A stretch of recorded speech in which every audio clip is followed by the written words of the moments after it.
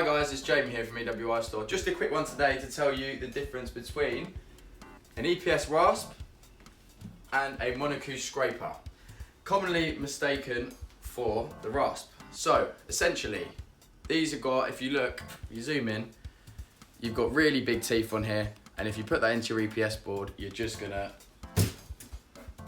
damage it.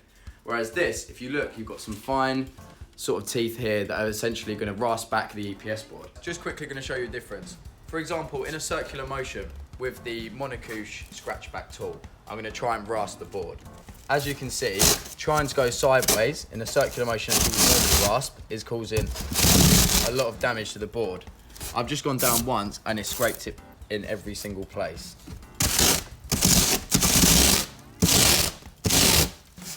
And this is why you wouldn't use this. This is not leveling the board at all. If anything, it's creating more issues for you and you may have to take the board down.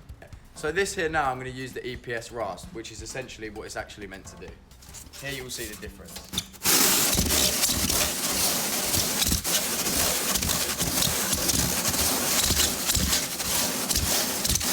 This is what it's made to do. Don't use this. Use this to scratch back monocouche if you're going to. Use the right tools.